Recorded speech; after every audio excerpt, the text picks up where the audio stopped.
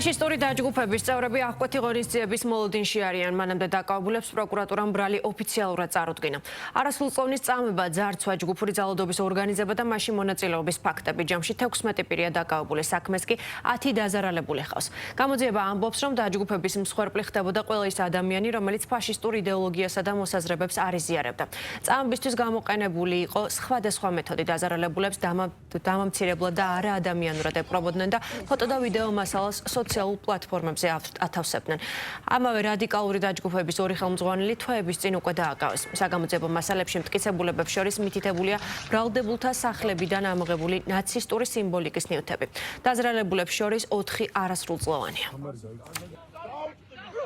ჯიქია საცხოვრებელ სახლიდან, ან პირადი ჩხრეკის დროს, ან რაიმე სხვა ოფისიდან თვითონ სამსახური აქვს მას მსგავსი რამ, რომელიც დაკავშირებულია ნაცისტურ, ფაშისტურ იდეოლოგიასთან, ან საგნები, ან ჩანაწერები, ან რაიმე მსგავსი ნივთმტკიცებები ამისგან ამოღებული არ არის. ძალადობის ნაწილში, ანუ ცემა ეხა, ძალადობა ხო ცემა ეხა, როგორ ვიცით ეს დეფინიციები, მაგ ნაწილში მისი განმარტებით ახლოვე ამოდენიმე ახლობელი ყავდა და მოხდა ეს არის მისი განმარტება. არასრულწლოვანი ბიჭია, ჩემი დაცვაში, მას გამოძიება ედება სისხლისამართლის კოდექსის 225 წლის პირველ და მეორე ნაწილს, რაც გულისხმობს ორგანიზებულ ძალადობაში მონაწილეობას და ორგანიზებულ ჯგუფის წევრობას. ამ ეტაპზე იყენებს დომინის უფლებას, ვინაიდან საქმე არის ძალიან მოცულობითი, 22 ტომისგან შედგება.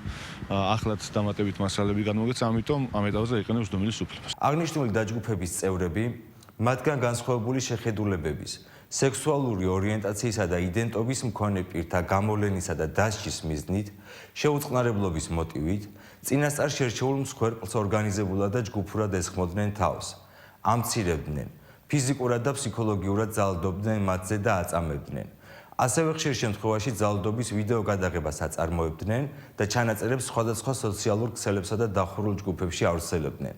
დაკავებულებს ბრალდება ჯგუფური ძალადობის ორგანიზების, მასში მონაწილეობის, წინასწარი შეთანხმებით ჯგუფის მიერ ძარცვის და წინასწარი შეცნობით არასრულწლოვნის მიმართ ორგანიზებული ჯგუფის მიერ წამების ფაქტებზე წარედგინათ.